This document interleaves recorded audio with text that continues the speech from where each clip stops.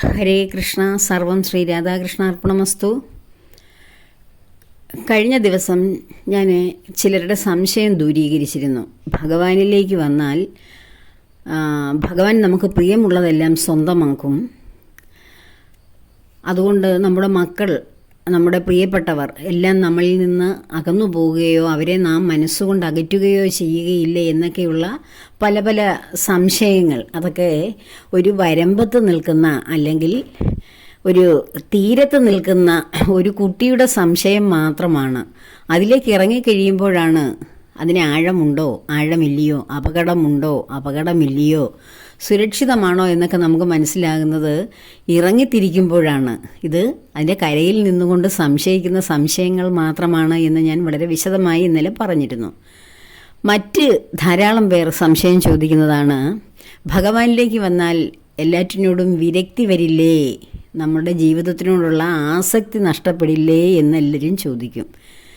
നമ്മളിങ്ങനെ വിരക്തമായിട്ട് ഭൂമിയിൽ ജീവിച്ചാൽ നമ്മൾ വൈരാഗികളായി പോയി നമ്മുടെ ജീവിതം ആസ്വദിക്കാൻ കഴിയാതെ നമ്മളിവിടെ വിഷമഘട്ടത്തിൽ കടന്നുപോയി ഏകാന്തത അനുഭവിച്ച് ഡിപ്രഷൻ അനുഭവിച്ച് നമ്മൾ ഒന്നിനും കൊള്ളാത്ത, ഭൂമിയിലെ അല്ലെ കുടുംബത്തിനും സമൂഹത്തിനും ഒന്നിനോട് യോജിക്കാത്ത ഒരു പ്രത്യേക വിഭാഗമായി നമ്മൾ ഒതുങ്ങിക്കൂടില്ലേ എന്ന് പലരും സംശയം പ്രകടിപ്പിച്ചിരുന്നു.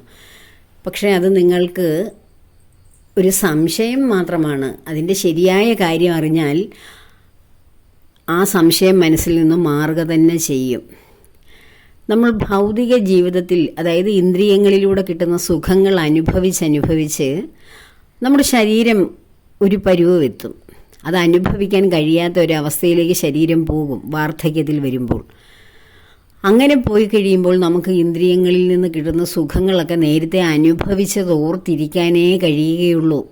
മനസ്സുകൊണ്ട് കിട്ടിയ സ്നേഹം, യുവത്വത്തിൽ അല്ലെങ്കിൽ യൗവനാവസ്ഥയിൽ ഉണ്ടായിരുന്ന ബന്ധങ്ങൾ, സൗഹൃദങ്ങൾ, സ്നേഹങ്ങൾ, പ്രണയങ്ങൾ, അതുപോലെ തന്നെ അന്ന് ശരീരം കൊണ്ട് അനുഭവിച്ചിരുന്ന സുഖഭോഗങ്ങൾ, ഇതൊക്കെ ഇനിയും എനിക്ക് ഓർമ്മകൾ മാത്രം.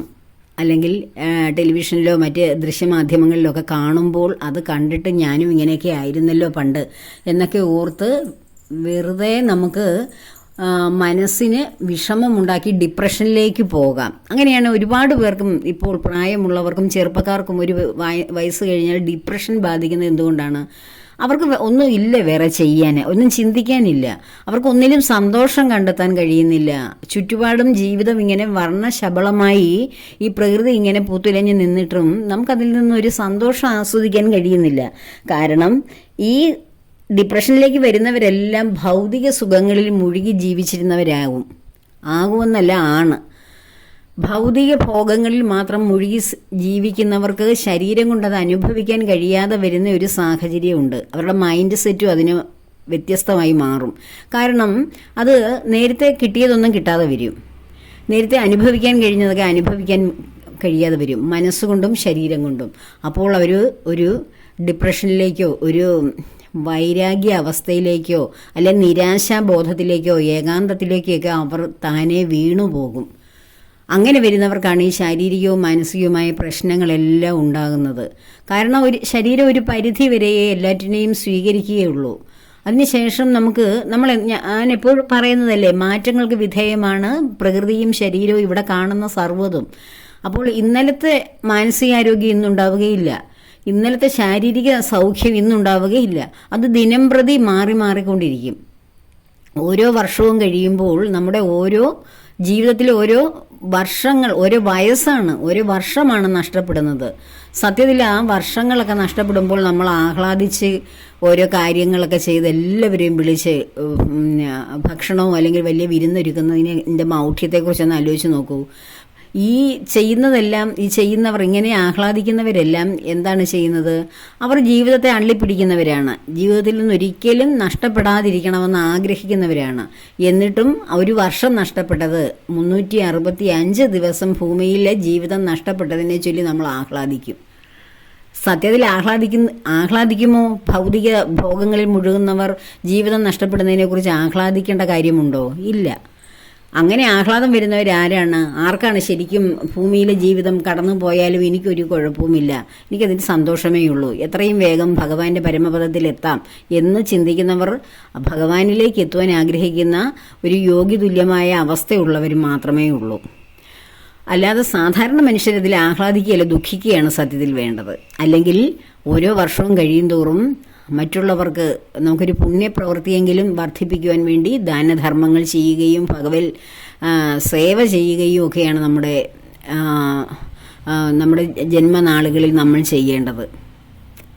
അത് ഏറ്റവും കഷ്ടപ്പെടുന്ന, അല്ലെങ്കിൽ ആഹാരത്തിനോ അല്ലെങ്കിൽ മറ്റു മാർഗങ്ങൾക്കോ വകയില്ലാത്തവർക്ക് വേണം നമ്മളന്ന് അന്നദാനമോ മറ്റ് വസ്ത്രദാനമോ അല്ലെങ്കിൽ എന്തെങ്കിലും സാമ്പത്തികമായിട്ടുള്ള ദാനധർമ്മങ്ങളോ ഒക്കെ ചെയ്യേണ്ടത്. അല്ലാതെ വല്ല സമ്പന്നരായിട്ട് എല്ലാ കാര്യങ്ങളിലും നിറവുള്ളവരെ വിളിച്ച് വീണ്ടും വീണ്ടും അവർക്ക് കൊടുക്കുകയും കഴിപ്പിക്കുകയും ചെയ്യുന്നതിലെങ്ങും ഒരു കാര്യവുമില്ല.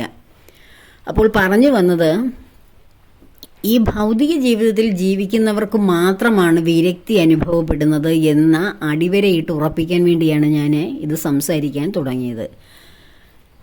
നേരെ മറിച്ച് ആധ്യാത്മിക കാര്യങ്ങളിലൂടെ മനസ്സ് സഞ്ചരിക്കുന്ന വ്യക്തികൾക്ക് അവർക്കൊരിക്കലും മനസ്സിനൊരു വിരക്തി വരികയില്ല. അവർക്കവിടെ ശരീരം അപ്രധാനമാണ്. ശരീരത്തിന് വാർദ്ധക്യമോ ജരാനരകളോ എന്ത് സംഭവിച്ചാലും മനസ്സ് ഊർജ്ജസ്വലമായിട്ടിരിക്കും. ഈ പ്രകൃതിയിൽ എല്ലാ മനുഷ്യരിലൂടെയും ഭഗവാൻ നമുക്ക് തരുന്ന സന്തോഷങ്ങളുണ്ട്. കലാകാരന്മാരിലൂടെ, സാഹിത്യകാരന്മാരിലൂടെ, അതുപോലെ തന്നെ പെർഫോമിംഗ് ആർട്ടുകളെല്ലാം ഉണ്ടല്ലോ. ഇതെല്ലാം ഭഗവാനിൽ നിറഞ്ഞു നിൽക്കുന്ന ഈ പ്രപഞ്ചനാഥനായ ഭഗവാന്റെ ഉള്ളിലിരിക്കുന്ന 64 കലകളാണ്. അത് ഭഗവാൻ നമുക്ക് ഓരോ വ്യക്തികളിലൂടെ ഇങ്ങനെ ഈ പ്രകൃതിയിലേക്ക് സന്നിവേശിപ്പിച്ചിരിക്കുകയാണ്. എന്തിനാണ് ഇതൊക്കെ തരുന്നത്? ഇതെല്ലാം നമ്മൾ ആസ്വദിക്കാനേ. ഒരു പ്രായം കഴിഞ്ഞാൽ, ഭൗതികത്തിൽ ജീവിക്കുന്ന മനുഷ്യർക്ക് ഒരു പ്രായം കഴിഞ്ഞു കഴിഞ്ഞാൽ നാടകമോ അല്ലെങ്കിൽ സാഹിത്യ സൃഷ്ടികളോ കലാസൃഷ്ടികളോ വേറെ ഏതും സിനിമയോ എന്തെങ്കിലും ആയിക്കോട്ടെ, അത് വല്ലതും ആസ്വദിക്കാൻ തോന്നുമോ? അവർക്കൊരു ഇനിയിപ്പോൾ എന്തിനാ വേണ്ട എന്ന് തോന്നും. അവർക്ക് മതിയായി, അവരുടെ ചെറുപ്പത്തിൽ ഇതൊക്കെ കണ്ടത്, ഇനിയിപ്പോൾ ഇതൊന്നും വേണ്ട എന്നുള്ള മനസ്സിന് മടി വരും. പക്ഷേ ഭഗവാനിലേക്ക് വരുന്ന വ്യക്തികൾക്ക് എത്ര വയസ്സ് കഴിഞ്ഞാലും അവരുടെ മനസ്സ് ഭഗവാനെ പോലെ കിശോരഭാവത്തിൽ തന്നെ ഇരിക്കും. എല്ലാം ആസ്വദിക്കുവാനും സന്തോഷിക്കുവാനുമുള്ള കഴിവും മനസ്സുകൊണ്ട്, എല്ലാം ആസ്വദിക്കുവാനെന്ന് വെച്ചാൽ ഭൗതിക ജീവിതത്തിലെ ആസ്വാദനമല്ല ഞാൻ ഉദ്ദേശിച്ചത്. ഇവിടെ എന്തൊക്കെയാണോ മനുഷ്യരാശിക്ക് വേണ്ടി സന്തോഷിക്കുവാനും അതിലൂടെ ആനന്ദം കണ്ടെത്തുവാനും ഭഗവാൻ ഇവിടെ നിർദ്ദേശിച്ചിരിക്കുന്ന കാര്യങ്ങൾ, അതെല്ലാം ആസ്വദിക്കുവാൻ മനസ്സുകൊണ്ട് യാതൊരു തടസ്സവും അവർക്കുണ്ടാവുകയില്ല. കാരണം ഒരു മനസ്സുകൊണ്ട് ഒരിക്കലും പ്രായമാകുന്നില്ല. നമ്മൾ വൈരാഗ്യം അല്ലെങ്കിൽ വിരക്തി സംഭവിക്കുന്നത് പ്രായമാകുമ്പോഴാണ്. ആർക്ക് പ്രായമാകുമ്പോൾ? ശരീരത്തിന് പ്രായമാകുമ്പോൾ. അതുകൊണ്ടാണ് ഭൗതികത്തിലിരിക്കുന്നവരുടെ ശരീരം പ്രായമാകുമ്പോൾ അവർക്ക് ഇതിനോടൊക്കെ അകൽച്ച വന്ന ഒരു ഡിപ്രഷനിലേക്കൊക്കെ പോകുന്നത്. എന്നാൽ ആധ്യാത്മിക ജ്ഞാനത്തിലേക്ക് ഇറങ്ങിത്തിരിക്കുന്നവർ, ഈശ്വരനെ അന്വേഷിച്ച് വരുന്നവർ, അവരുടെ മനസ്സെല്ലായ്പ്പോഴും അവരുടെ മനസ്സ് ഭഗവാനോളം പ്രായമുള്ളവർ, എല്ലാവരുടെയും മനസ്സ് പ്രപഞ്ചത്തോളം പ്രായമുള്ളതാണ്. എല്ലാവരിലും ഇരിക്കുന്ന ബോധം, ആ ചിന്താശേഷി, നമ്മളെ കൊണ്ട് ചിന്തിപ്പിക്കുന്ന പ്രവർത്തിപ്പിക്കുന്ന ആ ബോധ ചൈതന്യം, പ്രപഞ്ചമുണ്ടായ ആ ആദി എന്നാണോ ഉണ്ടായത്, അനാദിയിൽ ഉണ്ടായ എന്നാണോ ഇവിടെ ഒരു എനർജി രൂപപ്പെട്ടത്, അന്നു മുതലുള്ളതാണ് നമ്മളിൽ ഓരോരുത്തരിലും ഇരിക്കുന്ന ആത്മചൈതന്യം. അതിന് എത്ര വയസ്സായി എന്ന് പറയുവാൻ ഈശ്വരൻ എത്ര വയസ്സായി എന്ന് ചോദിക്കുന്നത് പോലെയുള്ളൂ. അപ്പോൾ ആ ആത്മചൈതന്യം, നമ്മളിരിക്കുന്ന ആ ആത്മചൈതന്യത്തിൻ്റെ വയസ്സ് അളന്നല്ല നമ്മൾ നമ്മുടെ പ്രായം നിശ്ചയിക്കുന്നത്. നമ്മൾ ഇവിടെ ഭോഗങ്ങളിൽ ഏർപ്പെടുന്നവർ അവനവൻ്റെ ശരീരത്തിൻ്റെ പ്രായം, ബയോളജിക്കലായിട്ടുള്ള ഏജ് നോക്കിയിട്ടാണ് അതിന് വിരക്തിയും ആസക്തിയൊക്കെ ഉണ്ടാകുന്നതെന്ന് പറയുന്നത്. ഈശ്വരനെ അന്വേഷിച്ച് പോകുന്ന ഒരു വ്യക്തിക്കും അവർ ശരീരം വിട്ടു പോകുന്നവരെയും മനസ്സുകൊണ്ട് യാതൊരു ഡിപ്രഷനും ഉണ്ടാവുകയില്ല. അവർ മനസ്സുകൊണ്ട് എന്നും എല്ലാം ആസ്വദിക്കാൻ, ഈ ഭൂമിയെ ആസ്വദിക്കാൻ, പ്രകൃതിയെ ആസ്വദിക്കാൻ, ഇവിടുത്തെ കലകളെ ആസ്വദിക്കാൻ, സാഹിത്യത്തെ, ദൃശ്യരൂപങ്ങളായ ഈ കലാരൂപങ്ങളുണ്ട്. ദൃശ്യമാധ്യമങ്ങളുടെ കാര്യമല്ല പറഞ്ഞത്. പെർഫോമിംഗ് ആർട്സ്, ഡാൻസ്, അതുപോലെ തന്നെ ഓട്ടംതുള്ളൽ, കഥകളി, ഇതുപോലെ കൂത്ത്, കൂടിയാട്ടം, ഇതൊക്കെ നമുക്ക് ആസ്വദിക്കാൻ കഴിയുന്ന നല്ല നല്ല കലാരൂപങ്ങളാണ്. നമ്മൾക്ക് അതിനെക്കുറിച്ചൊന്നും ഒരു ബോധവുമില്ല. നമുക്ക് ആകെ അറിയാവുന്ന കുറച്ച് നാടൻ പാട്ടുകളും അല്ലെങ്കിൽ കുറേ കോമഡിയും നമ്മുടെ ചാനലുകളിലും നമ്മുടെ ഉത്സവ പറമ്പുകളിലുമൊക്കെ ആർക്കും വേണ്ടാത്ത കുറേ സംഭവങ്ങളുണ്ട്, മനുഷ്യനെ വിഡ്ഢിച്ചിരി ചിരിപ്പിക്കാൻ വേണ്ടിയിട്ടുള്ള. അങ്ങനെയുള്ള വില കുറഞ്ഞ കുറച്ച് കലാരൂപങ്ങൾ, ആ കലയുടെ വില കുറവാണെന്ന് ഞാൻ പറയുകയല്ല, അത് ആസ്വദിക്കുന്ന ഒരു വിഭാഗം ഇവിടെ ഉണ്ട്. അതുകൊണ്ടാണല്ലോ അത് നിലനിൽക്കുന്നത്. എന്നാൽ അതിനേക്കാളൊക്കെ ഉപരിയായ നമ്മുടെ ആ ആസ്വാദനപരതയുടെ ഉന്നതങ്ങളിലെത്തുന്ന പലതരത്തിലുള്ള കലാരൂപങ്ങൾ നമ്മുടെ സമൂഹത്തിൽ നിന്നും മൺമറഞ്ഞു പോയിട്ടുണ്ട്. അതൊക്കെ ആസ്വദിക്കുവാനുള്ള മനസ്സ് നമുക്ക് വരും ഭഗവാനിലേക്ക് വന്നു കഴിഞ്ഞാൽ. എല്ലാം ഭഗവാൻ ഇവിടെ സൃഷ്ടിച്ച് മനുഷ്യരുടെ സന്തോഷത്തിന് വേണ്ടി അവരുടെ പ്രായമാകുന്ന അവസ്ഥയിൽ അവർക്ക് ശരീരം കൊണ്ടുണ്ടാകുന്ന സുഖങ്ങൾ അനുഭവിക്കാൻ, ആസ്വദിക്കാൻ കഴിയാതെ വരുമ്പോൾ മറ്റ് രൂപങ്ങളിലൂടെ, പ്രകൃതിയിലെ മറ്റ് ഭാവങ്ങളിലൂടെ അവരുടെ മനസ്സിനെ സന്തോഷിപ്പിക്കുവാൻ, അവർക്ക് ഒരു ഏകാന്തം അനുഭവപ്പെടാതിരിക്കുവാൻ വേണ്ടി ഇവിടെ സൃഷ്ടിച്ചു വെച്ചിട്ടുള്ള കാര്യങ്ങളാണ് ഭഗവാൻ. അതെല്ലാം നമ്മൾ അതൊന്നും അറിയുകയും ചെയ്യുന്നില്ല, കാണുകയും ചെയ്യുന്നില്ല. നമുക്ക് ആകെ അറിയാവുന്നത് കുടുംബത്തിനകത്ത് കിട്ടുന്ന സന്തോഷവും, ഇഷ്ടമുള്ളവരെല്ലാം പരസ്പരം സന്തോഷത്തോടെ സ്നേഹത്തോടെ ഇരുന്ന് വർത്തമാനം പറയുകയും മറ്റുള്ളവരെ സന്തോഷിപ്പിക്കുകയും അവരിൽ നിന്ന് സന്തോഷം കിട്ടുകയും, നമ്മൾ പ്രായമായി വരുമ്പോൾ നമ്മുടെ മക്കൾ, കഴിഞ്ഞൊരു ദിവസവും ഞാൻ ഒരു മകൻ മാത്രമുള്ള ഒരു അച്ഛനോട് സംസാരിക്കുകയുണ്ടായി. പെൺകുട്ടികളും ആൺകുട്ടികളായിട്ട് ആരുമില്ല, ആകെ ഒരു മകനുള്ളതാണ്. ആ മകനെ ഓമനിച്ച് വളർത്തി വലുതാക്കി, ആ മകന് ഭാര്യയായി, വലിയ മക്കളായി. ഇപ്പോൾ ആ മകൻ എവിടെയോ, ഞാൻ പഠിപ്പിക്കുന്ന ഒരു കുട്ടിയുടെ ഫാദറാണത്. അദ്ദേഹത്തെക്കുറിച്ച് ഞാൻ വിളിച്ചപ്പോൾ ഫോൺ കിട്ടാഞ്ഞപ്പോൾ ഈ അച്ഛൻ്റെ ഫോണിൽ വിളിച്ചിട്ട് അദ്ദേഹം എവിടെയാണെന്ന് അന്വേഷിച്ചു. ഇനി ഞാൻ വിളിച്ചിട്ട് എടുത്തില്ലല്ലോ എന്ന്. അപ്പോൾ അദ്ദേഹം പറയുന്നു, അവരെന്നോടൊന്നും പറയില്ല ടീച്ചറേ എന്ന്. അവരിപ്പോൾ പോവുകയും വരികയൊക്കെ ചെയ്യുന്ന കാര്യങ്ങളൊന്നും എന്നോട് പറയാറില്ല എന്ന്. കാരണം എന്താണ്? അവർ പ്രായമായി. അച്ഛനും അമ്മയും ആരോഗ്യവാന്മാരായിട്ട് അവർക്ക് സ്വന്തം വരുമാനമൊക്കെ ഉള്ള ആൾക്കാരാണ്. വലിയ നിലയിലൊക്കെ, ഭൗതികമായ നിലകളിലൊക്കെ നല്ല നിലയിലൊക്കെ ജീവിക്കുന്നവരാണ്. പക്ഷേ ഈ മകനും ഭാര്യയും മക്കളും ഒക്കെ എവിടെ പോകുന്നു, എപ്പോൾ വരുന്നു, എങ്ങോട്ട് പോകുന്നു, എന്തിനു പോയി ഒന്നും ഇവരോട് പറയാറില്ല. ഇതൊക്കെ തന്നെ ആയിരിക്കും ഒരുപാട് വാർദ്ധക്യം ബാധിച്ച അച്ഛനമ്മമാർ അനുഭവിക്കുന്നതൊക്കെ ആ വിഷമങ്ങൾ. അവരെ ഇങ്ങനെ അകറ്റി നിർത്തുകയും അവരെ ഇങ്ങനെ ഒറ്റപ്പെടുത്തുകയും ചെയ്യുന്ന ഒരുപാട് വീടുകളുണ്ടാകും. ഇത് എന്തുകൊണ്ടാണ്, ഞാൻ ഇന്നലെ പറഞ്ഞതിൻ്റെ ബാക്കി പോലെ ഇന്ന് പറയുകയാണ്, എന്തുകൊണ്ടാണ് ഇങ്ങനെ ഈ വേദന അവരനുഭവിക്കുന്നത്?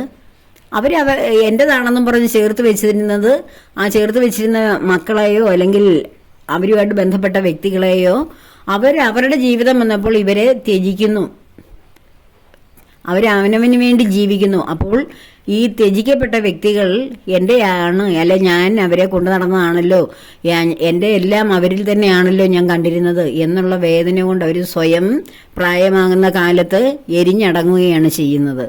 ഇതിൽ നിന്നുള്ള ഈ എരിഞ്ഞടങ്ങലിൽ നിന്ന് വ്യത്യസ്തമായിട്ട് ചിന്തിക്കാൻ വേണ്ടിയാണ് ഭഗവാനെക്കുറിച്ച് ആലോചിക്കൂ, ഭഗവാനിലേക്ക് മനസ്സ് വരൂ. ഭഗവാനാണ് നമുക്ക് ജീവൻ തന്നിരിക്കുന്ന വ്യക്തി. ഈ ജീവനോട് നമ്മൾ ഇവിടെ ഇരുന്ന് സംസാരിക്കുകയും ഇത് കേൾക്കുകയൊക്കെ ചെയ്യാൻ നമുക്കെല്ലാവർക്കും ജീവൻ ഉള്ളത് ഭഗവാൻ നമ്മളിൽ ഉള്ളത് കൊണ്ടാണ്. ആ സത്യം മനസ്സിലാക്കി കഴിഞ്ഞാൽ നമ്മുടെ പരിസരത്തുള്ളതും നമ്മുടെ ജീവിതത്തിലുള്ളതും നമ്മുടെ കുടുംബവുമായിട്ട് ബന്ധപ്പെട്ടത് എല്ലാവരും എനിക്ക് ജീവൻ തരുന്നു എന്നുള്ള ബോധം നിങ്ങൾക്കുണ്ടാവുകയില്ല. ഒരാൾ മാത്രമേ ഉള്ളൂ ജീവൻ തന്നു വെച്ചിരിക്കുന്നത്, പരമചൈതന്യമായ ആ ബ്രഹ്മം. ആ പരബ്രഹ്മ തേജസ്സാണ് നമ്മുടെ ഉള്ളിൽ വിളയാടുന്നത്. ആ തേജസ്സിനോട് മാത്രം നിങ്ങൾ 100% കൂറും നന്ദിയും കാണിക്കൂ. 100% അത് ഹൃദയത്തിൽ വെച്ച് ആ ഹൃദയനാഥനെ നിങ്ങൾ ആരാധിക്കൂ, സ്നേഹിക്കൂ. ആ സ്നേഹം വരുമ്പോൾ ബാക്കിയുള്ളവരോടെല്ലാം നമുക്ക് സ്നേഹം തോന്നും, അവരെല്ലാം നമ്മെ സ്നേഹിക്കുകയും ചെയ്യും. കഴിഞ്ഞ ദിവസം ഞാൻ പറഞ്ഞ കാര്യത്തിന് അതിനൊരു മറുപടി ഇട്ടിരിക്കുന്നത്, ധാരാളം മറുപടി ഒരാൾ തന്നെ ഇട്ടിട്ടുണ്ട്. അതിൽ പ്രിയപ്പെട്ട ഒരു ആളാണ്, നിരന്തരം എനിക്ക് ഓരോ അഭിപ്രായങ്ങൾ എഴുതുന്ന ആൾ. ആ സഹോദരി ഇട്ടേക്കുന്നത് ഞാൻ വായിച്ചു. അപ്പോൾ അതൊരു അനുജത്തിയാകാം എൻ്റെ.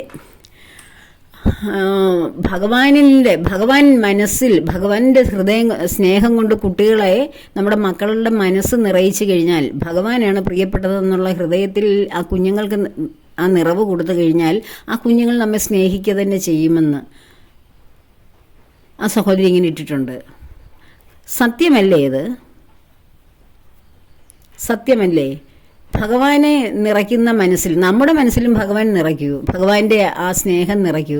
നമുക്കും എല്ലാവരെയും സ്നേഹിക്കാൻ കഴിയും, നമ്മളെ എല്ലാവരും സ്നേഹിക്കുകയും കരുതുകയും നമുക്ക് വേണ്ടുന്ന പരിഗണന തരികയും ചെയ്യും. അതല്ലാതെ നമ്മൾ മനുഷ്യരെ മാത്രം സ്നേഹിച്ചുകൊണ്ടിരിക്കുന്നത് കൊണ്ടാണ് നമ്മൾ നമ്മുടെ വീട്ടിലുള്ള നമ്മുടെ വേണ്ടപ്പെട്ടവരെയും ബന്ധുക്കളെയൊക്കെ മാത്രം സ്നേഹിച്ചുകൊണ്ടിരിക്കുമ്പോൾ അവരുടെ സ്നേഹം സ്ഥായിയാണെന്നാണോ നിങ്ങളൊക്കെ ധരിച്ചു വെച്ചിരിക്കുന്നത്? ആണോ? അങ്ങനെ ഉണ്ടെങ്കിൽ എന്തിനാ വാർദ്ധക്യം ബാധിക്കുമ്പോൾ എല്ലാവരും വിഷമിക്കുന്നത്? എല്ലാവരും അകന്നു പോയെന്നോർത്ത് ഏകാന്തത്തിലിരുന്ന് വേദനിക്കുന്നത് എന്തിനാ? ആരും അകന്നു പോയില്ല. എൻ്റെ ഹൃദയത്തിലുള്ള, ഞാൻ സ്നേഹിച്ചുകൊണ്ടിരുന്ന, എനിക്ക് ജീവൻ തന്നിരിക്കുന്ന എൻ്റെ ആൾ എൻ്റെ ഉള്ളിലുണ്ട്, അതെങ്ങും പോയില്ല. പിന്നെ എന്തിനാ നിങ്ങൾ കരയുന്നതും വിഷമിക്കുന്നതും വേവലാതിപ്പെടുന്നതും? അപ്പോൾ നിങ്ങൾ ശരിക്കും അറിഞ്ഞുകൂടാ ആരാണ് നിങ്ങളുടെ യഥാർത്ഥ ബന്ധു എന്ന് ശരിക്കും ഇതുവരെയും മനസ്സിലാക്കിയിട്ടില്ല. അതുകൊണ്ടാണ് മക്കളാണോ, ഭാര്യയാണോ, ഭർത്താവാണോ, അച്ഛനാണോ, അമ്മയാണോ, ഇവരെയൊക്കെ സ്നേഹിക്കേണ്ട എന്നല്ല പറയുന്നത്. അവരുടെയൊക്കെ അവരോടുള്ള നമ്മുടെ കടപ്പാടും നമ്മുടെ കാരുണ്യവും സ്നേഹവും കരുതലും ഒക്കെ അവർക്ക് നമ്മൾ കൊടുക്കുന്നത് പോലെ തിരിച്ച് എല്ലായ്പ്പോഴും നമുക്ക് കിട്ടില്ല. അപ്പം നമ്മൾ വേദനിക്കും. നിങ്ങൾ വേദനിക്കാതിരിക്കാൻ, നിങ്ങളുടെ ജീവിതം സന്തോഷഭരിതമാക്കാൻ വേണ്ടി ഞാൻ പറഞ്ഞുകൊണ്ടിരിക്കുകയാണിത്. ഭഗവാൻ എന്ന് പറയുന്ന ഭഗവാന്റെ കരുതലും സ്നേഹവും ഒരു ആവശ്യം വരുമ്പോഴോ ഒരു അത്യാഹിതം വരുമ്പോഴോ നിങ്ങൾ എൻ്റെ ഭഗവാനെ എന്നെ രക്ഷിക്കൂ എന്ന് വിളിച്ചാൽ കിട്ടുന്നതല്ല. ഇത് നിരന്തരം എന്നിലിരിക്കുന്നത് ഭഗവാൻ തന്നെയാണെന്നും ഭഗവാന്റെ കാരുണ്യം കൊണ്ടാണ് ഞാൻ ഈ കർമ്മങ്ങൾ, ഈ ജോലികൾ ഓരോന്നും ചെയ്യുന്നതെന്നുള്ള ഉറപ്പ് വരണം. ആ ഉറപ്പില്ലാത്തത് കൊണ്ടാണ് മനുഷ്യരെയൊക്കെ നിങ്ങൾ ഉറപ്പിച്ചു വെച്ചേക്കുന്ന ഹൃദയത്തിലെ. ആ ഉറപ്പിച്ചു വെച്ചേക്കുന്ന മനുഷ്യർ നിങ്ങളുടെ ഹൃദയത്തിൽ തന്നെ ഇരിക്കുമോ? നിങ്ങളുടെ ഹൃദയത്തിൽ തന്നെ ഇരിക്കും. പക്ഷെ അവരുടെ ഹൃദയത്തിൽ നിങ്ങൾ ഉണ്ടാകുമോ എന്ന് അന്വേഷിക്കുക, അല്ലെ സ്വയം മനസ്സിലാക്കുക. അതൊക്കെ അന്നേരത്തേക്ക് അല്ലെങ്കിൽ ഇപ്പം കുട്ടികളെ തന്നെ ഞാൻ ഇന്നലെ വിശദമായിട്ട് പറഞ്ഞ്, അവരുടെ ഒരു വളർച്ചയ്ക്ക് ആവശ്യമുള്ള ഒരു സപ്പോർട്ട് മാത്രമാണ് നമ്മൾ. അവരെ ഒരു പരുവാക്കി നമ്മൾ വിട്ടു കഴിയുമ്പോൾ അവർക്ക് ചിറക് വിരിഞ്ഞാൽ അവർ പറന്നു പോകും. ആ ചിറക് മുളയ്ക്കുന്നവരെയും നമ്മുടെ ആവശ്യം അവർക്കുണ്ട്. ഇന്നലെ ഞാൻ സീഗിളിൻ്റെ, ഒരു കടൽക്കാക്കയുടെ കഥ ഞാൻ പറഞ്ഞില്ലേ എന്ന് പറഞ്ഞതുപോലെ അവർക്കൊന്ന് പറന്നുയരുന്നവരെയുള്ള ഒരു ആവശ്യമേ നമ്മളെ കൊണ്ടുള്ളൂ. അതൊന്നും മനസ്സിലാക്കൂ പ്രിയപ്പെട്ട മാതാപിതാക്കളെ. അല്ലാതെ അവരാണ് എൻ്റെ ജീവൻ്റെ സർവസ്വവും എന്ന് പറഞ്ഞിരിക്കുന്ന നിങ്ങളൊക്കെ മഹാവിഡ്ഢികളെന്ന് എനിക്ക് പറയാൻ കഴിയൂ. പറഞ്ഞാൽ ക്ഷമിക്കണം, വിഡ്ഢി എന്നൊക്കെ വിളിച്ചതിൽ. നമ്മുടെ മനസ്സിൻ്റെ വിഡ്ഢിത്വം കൊണ്ട് നമ്മൾ അന്ധരായി പോവുകയാണ്. സത്യത്തിൽ ആ അന്ധത, ആ തിമിരം ബാധിച്ചിരിക്കുകയാണ്. എൻ്റെ എന്നുള്ള തിമിരം. ധൃതരാഷ്ട്രർക്ക് തൻ്റെ മക്കളോടുള്ള അന്ധമായ ആ തിമിരം ബാധിച്ചതുപോലെ. അതുകൊണ്ടല്ലേ സർവനാശം ഉണ്ടായതവിടെ.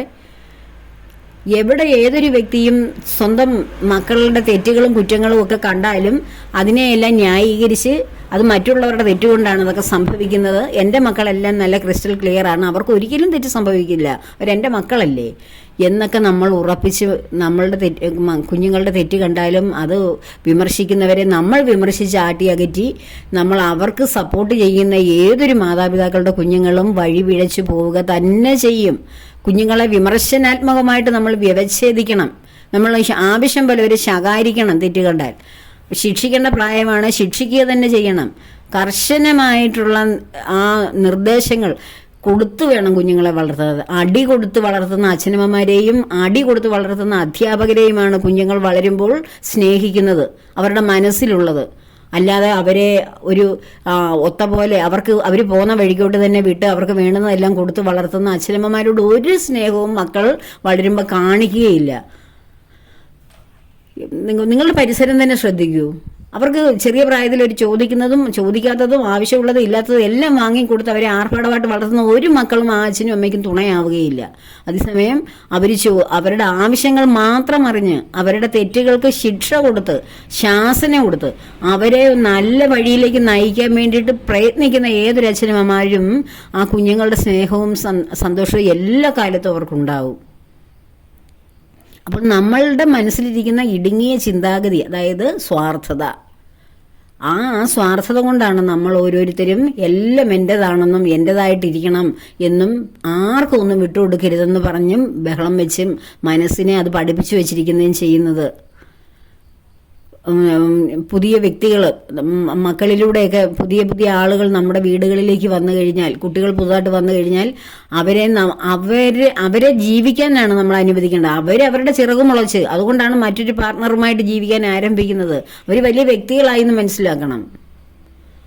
അവർക്ക് സ്വതന്ത്രമായി ജീവിക്കാൻ വിടൂ. അതും എൻ്റെതാണ്, ഇതും എൻ്റെതാണ്, അവർക്കുണ്ടാകുന്ന തലമുറകളും എല്ലാം എൻ്റെതാണ്. ഇതെല്ലാം ഞാനില്ലെങ്കിൽ ഇതൊന്നും ശരിയാകത്തില്ല. ഞാനുണ്ടെങ്കിലേ അവരെയൊക്കെ ശരിയാക്കി വളർത്തിയെടുത്ത് റെഡിയാക്കാൻ പറ്റുമോ എന്നൊക്കെ നമുക്ക് തോന്നുന്നതാണ്. നമ്മളില്ലെങ്കിൽ അവരങ്ങ് വളരും, അവരുടെ കാര്യങ്ങളൊക്കെ നടത്തും.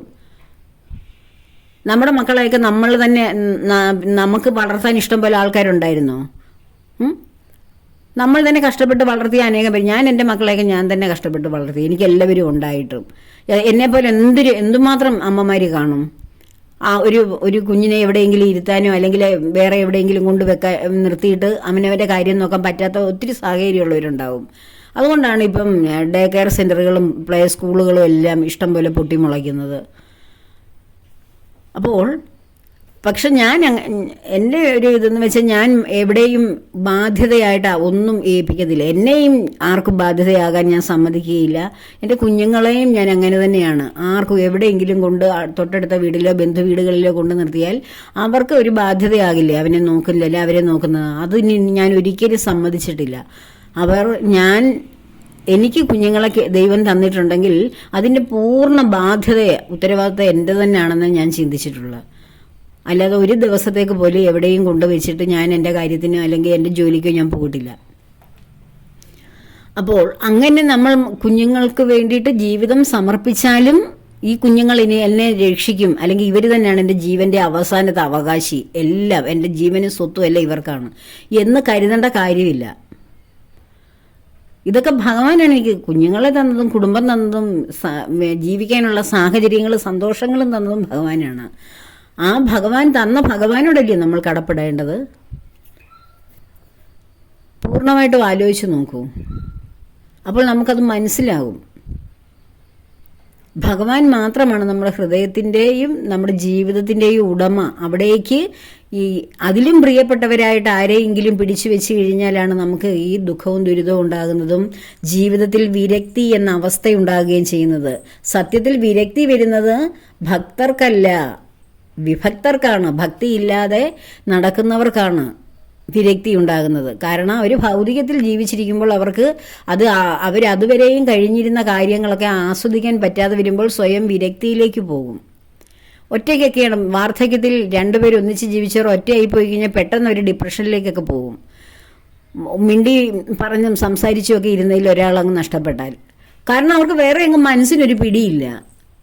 ഇതല്ല ഞാനെന്നും ഈ കണ്ടതും മിണ്ടിയതും സംസാരിച്ചതും ഇവിടെ അനുഭവിച്ചതും അല്ല എൻ്റെ യഥാർത്ഥ സന്തോഷവും സ്ഥായിയായിട്ടുള്ള ബോധവും എന്ന് തിരിച്ചറിയാനുള്ള ബോധം അവരുടെ ഉള്ളിലില്ല. അവർക്കത് വന്നിട്ടില്ല. വരാത്തതുകൊണ്ടാണ് അവർ വിഷമിച്ച് ഒറ്റയ്ക്കൊക്കെ ആയിപ്പോവുകയും അങ്ങനെ പല നിരാശാബോധത്തിലൊക്കെ ജീവിക്കുകയും ഇങ്ങനെ എത്രയോ വാർദ്ധക്യം ബാധിച്ച മനുഷ്യരൊക്കെ വിഷമിച്ച് ജീവിക്കുന്നവരുണ്ട്. എന്തിനാണ് വിഷമിക്കുന്നതെന്നാണ് മനസ്സിലാകാത്തത്. ഭഗവാനെ മനസ്സിൽ കൊടുത്തു കഴിഞ്ഞാൽ നമ്മളെ സഹായിക്കാനും സ്നേഹിക്കാനും ഭഗവാൻ എത്ര പേരെയാണ് വിടുന്നത്. ഇല്ലെങ്കിൽ ഭഗവാൻ തന്നെ വരും. കുറൂരമ്മയുടെ ജീവിതം നിങ്ങൾക്കറിയില്ലേ? ആരുമില്ലെങ്കിൽ ഭഗവാനായിട്ട് വരും സഹായിയായിട്ട്. ഭഗവാൻ സഹായിയായിട്ട് വന്ന് മുന്നിൽ നിൽക്കും. എവിടെയും ഭഗവാനെ സ്വന്തമാക്കി ജീവിക്കുന്ന വ്യക്തികൾ എവിടേക്കും ഇറങ്ങിത്തിരിക്കൂ, അവിടെ ഒരു ഭഗവാന്റെ സാന്നിധ്യം ഉണ്ടാകും. എനിക്കെപ്പോഴും അനുഭവമുള്ളതാണ്. ഞാൻ ഏത് കാര്യത്തിന് ഇറങ്ങി തിരിച്ചാലും ഭഗവാനോട് പറയും, ഭഗവാനെ ഞാൻ ഇറങ്ങുകയാണ്, എൻ്റെ മുന്നേ അങ്ങ് വന്നേക്കണേ എന്ന് ഞാൻ പറയുക പോലും ചെയ്യണ്ട. എങ്കിലും ഞാൻ വെറുതെ ഇങ്ങനെ പറയും. പറഞ്ഞില്ലെങ്കിലും ഭഗവാൻ എനിക്ക് മുന്നേ ചെന്ന് എനിക്ക് ചെയ്യേണ്ട അല്ലെങ്കിൽ എനിക്ക് വേണ്ടി സാധിക്കേണ്ട കാര്യങ്ങൾ അവിടെ ഒരുക്കി വെച്ചിരിക്കും. ഒരു വിഷമവും നമുക്ക് സംഭവിക്കത്തില്ല ഒരു കാര്യത്തിനും. സംസാരിക്കാൻ ആളില്ലല്ലോ ഭഗവാനെ, എൻ്റെ കൂടത്തിൽ വരാൻ ആരുമില്ലല്ലോ, എൻ്റെ പ്രശ്നം ഒന്ന് പരിഹരിക്കാൻ ഇന്നടുത്ത് ഞാൻ പോവുകയാണ് എന്ന് പറയേണ്ട പോലും കാര്യമില്ല. അവിടത്തിൽ ഒരു വ്യക്തി ഭഗവാനായിട്ട് നിന്ന് നമുക്ക് വേണ്ടി സംസാരിക്കും നമ്മൾ ചെല്ലുന്ന സ്ഥലത്ത്. ഇത് നിങ്ങൾക്ക് എല്ലാവർക്കും അനുഭവമാവും, എനിക്ക് മാത്രമല്ല. എന്താണ് നിങ്ങൾക്ക് ഓരോരുത്തർക്കും ഞാൻ ഈ പറയുന്നതേ ഉള്ളൂ, ഞങ്ങൾക്കിതൊന്നും അനുഭവമില്ല എന്ന് പറയുന്നവർ അനേകം ഉണ്ടാവും. എന്തുകൊണ്ടാണ് അനുഭവം ഇല്ലാത്തത്? നിങ്ങൾ ഭഗവാനെ ഹൃദയത്തിൽ വെക്കുന്നില്ല. നിങ്ങൾക്ക് മനുഷ്യരാണ് നിങ്ങളുടെ ഹൃദയത്തിൽ ഇരിക്കുന്നവരെല്ലാം. ആ മനുഷ്യർ നിങ്ങൾക്ക് വേണ്ടി എത്ര സംസാരിക്കും, എത്ര സഹായിക്കും, എത്ര നിങ്ങളുടെ ജീവിതത്തെ ഉയർത്തും. നിങ്ങളുടെ ചിന്താ പദ്ധതികളൊക്കെ ഉയർത്തുമോ? നിങ്ങൾക്ക് നല്ല വ്യക്തിത്വം പറഞ്ഞു തരുമോ? നിങ്ങൾ ജീവിതത്തിൽ ഉയരണമെന്ന് ഏതൊരു ജീവിത പ്രശ്നങ്ങൾ വന്നാൽ തളരരുത്, നിങ്ങൾ ജീവിതത്തിൽ പിടിച്ചു നിൽക്കണം എന്നൊക്കെ പറഞ്ഞ് വലിയ മോട്ടിവേറ്റഡ് ആയിട്ടുള്ള ഉപദേശങ്ങൾ തരുമോ? നിങ്ങളുടെ ഹൃദയത്തിലിരിക്കുന്ന നിങ്ങളുടെ ബന്ധുക്കളോ അല്ലെങ്കിൽ നിങ്ങളുടെ വീട്ടിലുള്ളവരോ മറ്റുള്ളവരോ ഒക്കെ നിങ്ങളെ മോട്ടിവേറ്റ് ചെയ്യുമോ? നിങ്ങൾ ജീവിതത്തിൽ നിങ്ങളുടെ കർമ്മം കൊണ്ട് നിങ്ങൾ ഒന്നുമായിട്ട് ബന്ധപ്പെടരുത് മക്കളെ എന്ന് നിങ്ങളെ ഉപദേശിക്കുമോ? നിങ്ങൾ അനന്തമായ ശക്തിവിശേഷത്തിന്റെ ഉടമകളാണ് എന്ന് നിങ്ങളോട് പറഞ്ഞു തരുമോ? നിങ്ങൾക്ക് പ്രവർത്തിക്കാൻ കഴിയാത്ത ഒരു കാര്യവും ഈ ഭൂമിയിലില്ല എന്ന് നിങ്ങൾക്ക് പറഞ്ഞു തരുമോ? നിങ്ങൾ ആഗ്രഹിച്ചാൽ എല്ലാ കാര്യവും സാധിച്ചു തരുന്ന ശക്തമായ ആത്മാവാണ് നമ്മുടെ ഉള്ളിലിരിക്കുന്നത്. നിങ്ങൾക്ക് നിങ്ങളെ പ്രിയ എന്ന് കരുതുന്നവർ നിങ്ങൾക്ക് പറഞ്ഞു തരുമോ? ആരാണ് നിങ്ങളെ ഉയർത്തുന്നത്? ആർക്ക് വേണ്ടിയാണ് നിങ്ങൾ ജീവിതമൊക്കെ സമർപ്പിച്ച് വെച്ചിരിക്കുന്നത്? ആ സമർപ്പിച്ച് ഒരു പുരുഷായുസ് മുഴുവൻ നിങ്ങൾ കഷ്ടപ്പെട്ട് ജീവിച്ചാലും എന്തെല്ലാം നഷ്ടപ്പെടുത്തിയാലും ഈ നമ്മൾ കഷ്ടപ്പെടുന്നതും നഷ്ടപ്പെടുന്നതും അനുഭവിക്കുന്നവർ ഒന്നും നമുക്ക് ഉയരാനുള്ള ഒരു മാർഗം കാണിച്ചു തരത്തില്ല, ഒരു വാക്കും പറഞ്ഞു തരത്തില്ല. നമ്മൾ ഭഗവാനിലേക്ക് വരൂ. ഭഗവാൻ നിങ്ങളെ ആ ഒരു വാക്ക് നിങ്ങൾ സംസാരിക്കണ്ട, ഒരു കാര്യം ഭഗവാനോട് ചോദിക്കണ്ട, നിങ്ങളെ ഭഗവാൻ ഉയർത്തിയിരിക്കും. 100% ഉറപ്പാണ്. നിങ്ങൾ മറ്റുള്ളവരുടെ മനസ്സും അവരുടെ ജീവിതവും കൂടി ഉയർത്താൻ നിങ്ങൾക്ക് പ്രാപ്തി തരും. അതാണ് ഏകബന്ധുവായ ഭഗവാന്റെ ഗുണം. അല്ലാതെ ബന്ധുക്കൾ എന്ന് പറഞ്ഞിരിക്കുന്നവരൊക്കെ നമ്മുടെ സമയം കൊല്ലികളും ഹൃദയം നശിപ്പിക്കുന്നവരും വേദനിപ്പിക്കുന്നവരുമാണ്. പടുകുഴിയിലേക്ക് നമ്മെ തെള്ളിമറിച്ചിടുന്നവരാണ്. അത് സ്വയം മനസ്സിലാക്കുക. ഇങ്ങനെ ഓരോരുത്തരും ഒരാളെങ്കിലും ഞാൻ പറയുന്നത് കേട്ടിട്ട് നിങ്ങൾക്കൊരു ബോധം ഉണ്ടായി, നിങ്ങൾ ഹൃദയത്തിൽ ഭഗവാനെ ഒന്ന് സ്വീകരിച്ചാൽ അതാണ് ജീവിതത്തിൽ നിങ്ങൾക്ക് ഏറ്റവും വലിയൊരു ലോട്ടറി ഒന്നും അടിക്കണ്ട. ലോട്ടറി അടിക്കുക എന്ന് വെച്ചാൽ ഭഗവാനെ കിട്ടുക എന്നാ. ലോട്ടറി അടിക്കുന്നവരൊക്കെ രക്ഷപ്പെട്ടിട്ട് ചരിത്രം നിങ്ങൾ കേട്ടിട്ടുണ്ടോ? കുറച്ച് പൈസ പെട്ടെന്ന് കയ്യിലോട്ട് വന്നാൽ ആ പൈസ എങ്ങനെ ചെലവഴിക്കണമെന്ന് അവർക്കാർക്ക് അറിഞ്ഞുകൂടാ. അവരത് ദൂരത്തടിച്ച് അങ്ങനെ ഇങ്ങനെയൊക്കെ അനാവശ്യ കാര്യങ്ങൾ ചിലവാക്കി വീണ്ടും പഴയ പോലെ പാപ്പരായിരിക്കും. എന്നാൽ ഭഗവാനെ അറിഞ്ഞ് ഭഗവാൻ അനുഗ്രഹിക്കാൻ തുടങ്ങുന്ന ഒരു വ്യക്തി, അവർക്ക് സമ്പത്ത് ഉണ്ടായിക്കഴിഞ്ഞാൽ അവർക്ക് ശരിയായിട്ട് അത് വിനിയോഗിക്കാൻ അറിയാം. അത് അവരുടെ തലമുറകൾക്ക് വേണ്ടിയിട്ട് നന്മയിലേക്ക് ആ സമ്പത്ത് കൊണ്ടുപോകാൻ കഴിയും. ഏത് കാര്യവും നമുക്ക് വേണ്ട, നമുക്കത് കിട്ടിയില്ലെങ്കിലും കുഴപ്പമില്ല, എനിക്ക് ഇങ്ങനെയൊക്കെ ജീവിച്ചു പോയാൽ മതി എന്ന് തോന്നുന്ന ഒരു സമചിത്തത വരുന്ന അവസരത്തിൽ ഭഗവാൻ അതെല്ലാം തരും. എന്തായിരുന്നു നമുക്ക് ആവശ്യം അതെല്ലാം ഭഗവാൻ തന്നിരിക്കും. നേരത്തെ എന്താ തരാത്തെ? ഞങ്ങൾ നേരത്തെ തൊട്ടേ കിടന്ന് ആവശ്യപ്പെടുകയും കരയുകയല്ലേ, എന്നിട്ട് ഞങ്ങൾക്ക് ഇതൊന്നും തന്നില്ലല്ലോ എന്ന് ചോദിക്കാം. അപ്പോൾ അത് തരാത്തത് എന്തുകൊണ്ടാണ്? അത് തന്നാൽ നിങ്ങൾ അതിൻ്റെ പിറകിന് പോകും. ഭഗവാനെ അറിയില്ല. എല്ലാ വ്യക്തികളുടെയും ജീവിതത്തിൻ്റെ അൾട്ടിമേറ്റ് ഗോളാണ് ബ്രഹ്മത്തെ അറിയുക എന്നുള്ളത്. ആത്യന്തികമായിട്ടുള്ള ലക്ഷ്യം ഭഗവാനെ അറിയുക എന്നുള്ളതാണ്. അല്ലാതെ സമ്പത്തിനെ അറിയുക, സ്വർണത്തെ അറിയുക, വസ്തുക്കളെ അറിയുക, ലക്ഷൂറിയസ് വില്ലകളെ അറിയുക, വാഹനങ്ങളെ അറിയുക, അല്ലെ വലിയ ജോലികളെ അറിയുക, ഇതൊന്നുമല്ല ജീവിതത്തിന്റെ അൾട്ടിമേറ്റ് ഗോള്. ഭഗവാനെ അറിയുക എന്നുള്ളതാണ്. അതിനു വേണ്ടി ഭഗവാൻ നിങ്ങൾക്ക് ഒരു വഴി ഒരുക്കി തന്നിട്ടുണ്ടെങ്കിൽ അത് സ്വീകരിക്കുക തന്നെ വേണം. അത് നിങ്ങൾക്ക് കിട്ടിയ ലോട്ടറി തന്നെയാണ്, അതിനപ്പുറത്തൊന്നും അല്ല. അതിന് ഇപ്പുറം കിട്ടുന്ന കുറച്ച് പൈസയോ അല്ലെ സ്ഥാനമാനങ്ങളോ അതുമൊക്കെ കഴിഞ്ഞാലും പിന്നെ നമ്മുടെ ജീവിതം കിടക്കുകയല്ലേ. അപ്പോൾ നമ്മളിരുന്ന് നമ്മൾ വലിയൊരു സ്ഥാനത്തിരിക്കുന്നു, അവിടെ നിന്ന് നിലം പതിക്കുന്നു, അല്ലെ റിട്ടയർമെന്റ് ആകുന്നു, വീട്ടിലിരുന്ന് വിഷമിക്കുകയല്ലേ ചെയ്യുന്നത്. അതിനെക്കുറിച്ച് ആ വലിയ കാര്യങ്ങളും അവിടെ നിന്ന് ചെയ്തതും ഒരുപാട് പേര് നമ്മളുടെ വാക്ക് കേൾക്കാൻ നിന്നതും എല്ലാം ഓർത്ത് നമ്മൾ ഒരുപാട് എത്ര വലിയ ഉയരത്തിൽ നിന്നാണോ പതിക്കുന്നത് അത്രയും വലിയ വേദനയും ക്ഷതവും ഉണ്ടാവും മനസ്സിന്. എന്നാൽ ഏത് പദവിയിലിരുന്നോ ഏത് വലിയ സ്ഥാനങ്ങൾ വഹിച്ചോ, പക്ഷെ ഭഗവാൻ ഹൃദയത്തിലിരിക്കുകയാണെങ്കിൽ നമുക്കൊരു വീഴ്ചയും ഉണ്ടാവുകയില്ല. ആ ഉയർന്ന സ്ഥാനത്ത് നിന്ന് അതിന് മേലേക്കുള്ള സ്ഥാനത്തേക്കായിരിക്കും ഭഗവാൻ നമ്മളെ എത്തിക്കുന്നത്. അവിടുന്ന് നിലംപരിശാക്കി നമ്മുടെ മനസ്സിനെ വേദനിപ്പിക്കുകയില്ല. നമ്മുടെ മനസ്സ് ആ ഉയർന്ന സ്ഥാനത്ത് നിന്ന് നമ്മൾ റിട്ടയർമെന്റ് ചെയ്യേണ്ട ഒരു കാലം വന്നാലും മനസ്സ് നമ്മൾക്ക് വളരെ ഉയർന്നതാകും. നമ്മൾ അതിനേക്കാൾ വലിയ പദ്ധതികൾ നമ്മുടെ മനസ്സിൽ ഭഗവാൻ തരും. നമ്മൾ ഒരിക്കലും താന്നു പോവുകയില്ല. ഇതിനെല്ലാം വേണ്ടത് ഭഗവാനെ പൂർണ്ണമായിട്ട് ഭഗവാനിൽ ഒരു ടോട്ടൽ സറണ്ടറാണ് നിങ്ങൾ ഓരോരുത്തരും ചെയ്യേണ്ടത്. ഭഗവാൻ അല്ലാതെ എനിക്ക് വേറൊരു മാർഗമില്ല. ഭഗവാൻ തന്നെയാണ് എൻ്റെ ഹൃദയത്തിൽ ജീവനായി കുടികൊള്ളുന്നത്. ആ ജീവചൈതന്യമായ എൻ്റെ ഹൃദയ ഗുഹയിലിരിക്കുന്ന ഭഗവാന് ശേഷമേ ഈ ഭൂമിയിൽ ഭഗവാൻ തന്ന എന്തും എനിക്ക് പ്രിയമുള്ളൂ എന്ന് അടിവരയിട്ട് ഉറപ്പിക്കുക. അങ്ങനെ ഒരു ഉറപ്പ് നേടുന്ന ഓരോ ഭക്തനും ജീവിതത്തിൽ ഒരു ക്ലേശങ്ങളില്ലാതെ, ഒരു ഡിപ്രഷൻ ഇല്ലാതെ, ടെൻഷൻ ഇല്ലാതെ, ഞാൻ ഏകാന്തത്തിൽ അനുഭവിക്കുന്നു, എനിക്ക് വിരക്തി വന്നു, അല്ലെങ്കിൽ എനിക്ക് വൈരാഗിയായി, എനിക്കൊന്നും ആസ്വദിക്കാൻ കഴിയുന്നില്ല, പ്രകൃതിയിലെ ഈ ഭൂമിയുടെ ജീവിതം വിരക്തിയിലേക്ക് പോകുന്നു എന്നൊന്നും തോന്നുകയില്ല. നമ്മൾ ഈ ശരീരം വിട്ടു പോകുന്ന അവസാന നിമിഷം വരെയും നമ്മുടെ ജീവിതം, നമ്മുടെ ഈ ഭൂമി, പ്രകൃതി, ഇവിടുത്തെ സന്തോഷങ്ങൾ എല്ലാം നമ്മൾ ആസ്വദിക്കാൻ നമ്മുടെ മനസ്സ് പരിപക്വമായിരിക്കും. ഒരിക്കലും നമ്മുടെ മനസ്സിന് ഏകാന്തം വരുത്തുകയില്ല, നിരാശ ബാധിക്കുകയില്ല. അതിനുവേണ്ടി വേണം ഭഗവാനെ വിളിക്കേണ്ടത്, അതിനുവേണ്ടി വേണം ഭഗവാനെ സ്വന്തമാക്കേണ്ടത്. ജീവിതം രക്ഷപ്പെടാൻ വേണ്ടി, ഭൂമിയിലെ ജീവിതം സന്തോഷപ്രദമായി തീരുവാൻ വേണ്ടി, അല്ലാതെ അന്നേരത്തെ ഒരു കാര്യം സാധിക്കാനല്ല. അപ്പോൾ ഇതൊക്കെയാകട്ടെ ഇന്നത്തെ ചിന്തകൾ. എല്ലാവർക്കും ഭഗവാന്റെ അനുഗ്രഹം ഉണ്ടാകട്ടെ. എല്ലാവരെയും ഭഗവാൻ ഹൃദയത്തിൽ ചേർത്ത് പിടിക്കട്ടെ. ഭഗവാൻ എല്ലാവരെയും ഹൃദയത്തിൽ ചേർക്കുവാൻ കാത്തിരിക്കുകയാണ്. ഒന്ന് നിങ്ങൾ തിരിഞ്ഞു നിന്ന് ഭഗവാനെ ഒന്ന് ശ്രദ്ധിച്ചാൽ മതി. ഭഗവാൻ എല്ലാവർക്കും വേണ്ടി കൈ നീട്ടി നിൽക്കുന്ന ആളാണ്. കാരണം അദ്ദേഹത്തിൽ നിന്ന് വന്ന, ഭഗവാനിൽ നിന്ന് വന്ന ചൈതന്യമാണ് നമ്മളിൽ ഓരോരുത്തരിലും ഇരിക്കുന്നത്. അതിനെ കൂട്ടിപ്പിടിക്കുകയാണ് ഭഗവാൻ ചെയ്യുന്നത്. നമ്മൾ ഇതല്ല, ഞാനിതൊന്നുമല്ല, ഞാനിവിടെ വേറെ കാണുന്ന ഈ ഭൂമിയിൽ വന്ന ശരീരമാണ് ഞാൻ ഭഗവാനൊന്നുമല്ല. ഭഗവാനൊന്നും എൻ്റെ കയ്യിലില്ല. ഭഗവാന്റെ കാര്യങ്ങളൊന്നും അല്ല എനിക്ക് വേണ്ടത്. എനിക്ക് ഈ ഭൂമിയിൽ കാണുന്ന ഓരോരോ കാര്യങ്ങളും വ്യക്തികളും ഒക്കെയാണ് എനിക്ക് വേണ്ടത് എന്ന് പറഞ്ഞ്, ഞാൻ ഭഗവാന്റെ അല്ല എന്ന് പറഞ്ഞ് നമ്മൾ ഓരോരുത്തരും ദൂരെ മാറി നിൽക്കുകയാണ്. ഭഗവാനുമായിട്ട് ബന്ധപ്പെട്ട് കഴിഞ്ഞാൽ എനിക്ക് പ്രിയപ്പെട്ടത് നഷ്ടപ്പെടും, ഭഗവാനുമായിട്ട് ബന്ധപ്പെട്ടാൽ ഞാൻ വൈരാഗിയായി പോകും, ഭഗവാനുമായിട്ട് ബന്ധമായി വന്നു കഴിഞ്ഞാൽ എനിക്ക് ഭൂമിയിലെ ജീവിതമൊന്നും ആസ്വദിക്കാൻ കഴിയാതെ പോകും എന്നൊക്കെ അല്പമായിട്ടുള്ള അറിവാണ് ഈ പറയുന്നത്. എല്ലാം ആസ്വദിക്കണമെങ്കിൽ ഭഗവാൻ ഉള്ളിലിരിക്കണം. എല്ലാം പൂർണ്ണമായ രീതിയിൽ ആസ്വദിക്കണമെങ്കിൽ, അതിന് പരമമായ ആനന്ദം ഓരോ കാര്യത്തിനും ലഭിക്കണമെങ്കിൽ, അത് കുടുംബസ്ഥരായിക്കോട്ടെ, ഒറ്റയ്ക്ക് ജീവിക്കുന്നവരായിക്കോട്ടെ, കുട്ടികളായിക്കോട്ടെ, ആരായിക്കോട്ടെ, അവർക്കതിൻ്റെ പൂർണ്ണത ലഭിക്കണമെങ്കിൽ ഭഗവാന്റെ സന്തോഷം നമ്മുടെ ഉള്ളിലിരിക്കണം.